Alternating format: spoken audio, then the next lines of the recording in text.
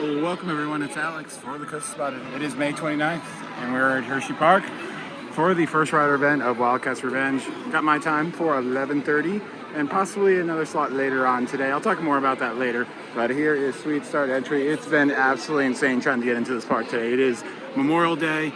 I'm glad they got it open when they did, but putting these two on the same day, ooh, that is a recipe for a very, very busy day. So let's go get our first ride in Wildcat's Revenge. The day we've been waiting for a very, very long time. Super excited. All right, here we go. Oh my God, it's flying even faster than before. First people, I guess. Let's go. They are using the old slide pad for extended queue, just as I was expecting. So here we go. We're gonna get scanned in and take our first ride. One of the first trains ever. All right, here we go. Phones and glasses, everything. Get ready for the locker. Nothing in the station. So the old photo booth is not extra queuing like I was maybe expecting, because they built that pathway right there. But just some seating area, which is nice. There we go. Look at this thing. Oh my goodness.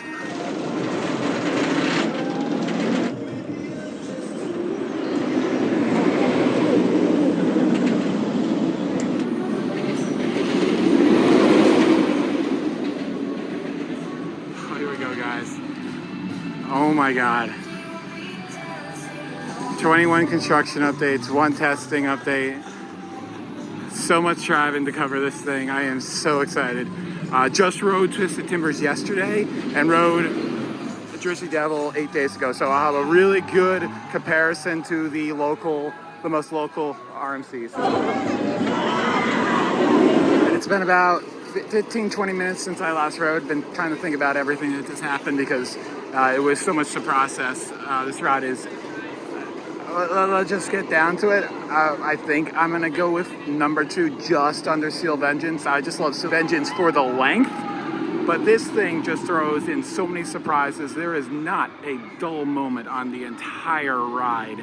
That airtime there is absolutely insane. Just everything about it. There's pops of airtime and jolts and everything that I did not expect. After analyzing this thing for so long and watching every part of the construction and everything over the last 9 months or so, the fact that I was surprised by so many things is just it tells you how good of a design this is.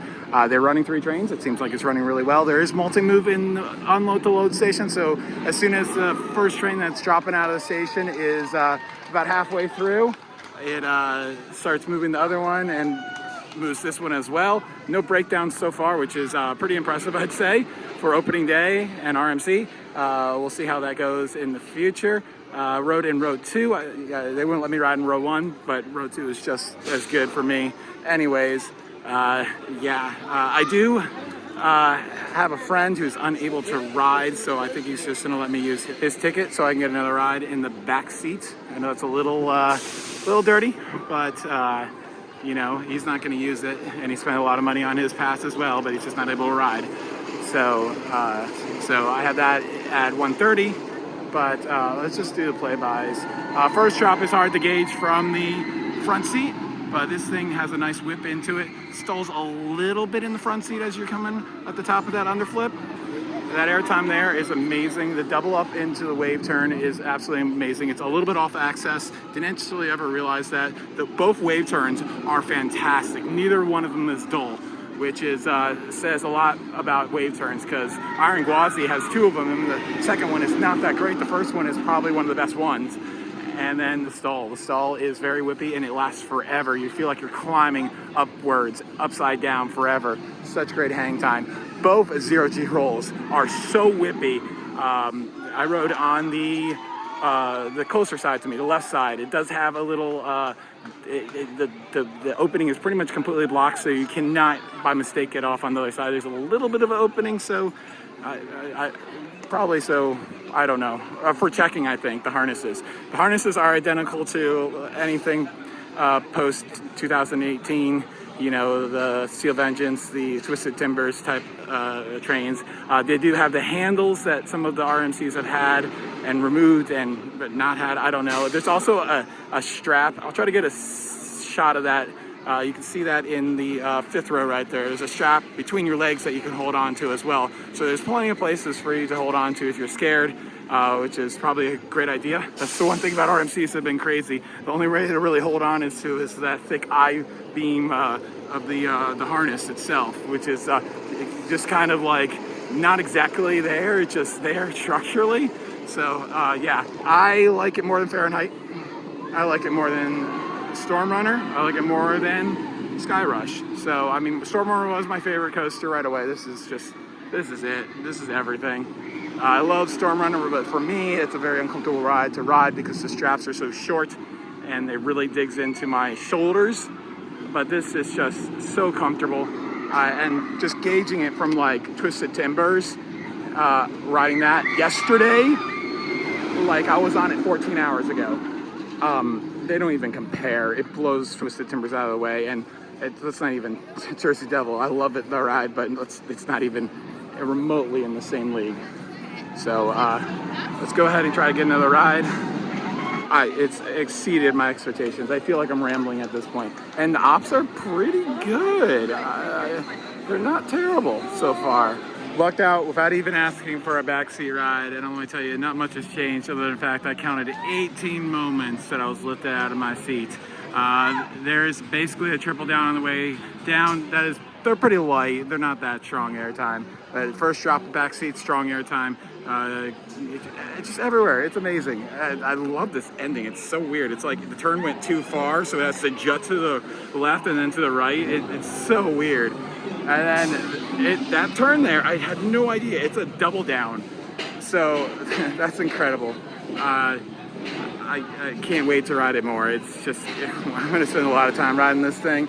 And I'll have a review maybe soon. I don't know. I'm going to be back for opening day just to document that and everything and get a couple more rides in because, I mean, come on now. It's a quick little addendum after I've been sitting here to think about some things really quickly. The one thing I was so wrong about, I can't even express how wrong I was, is that double down.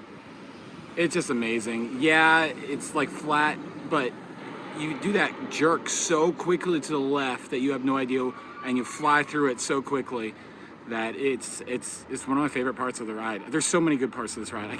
I can't believe how good it is. I definitely love this exit here. It's so cool. It's a nice little touch there.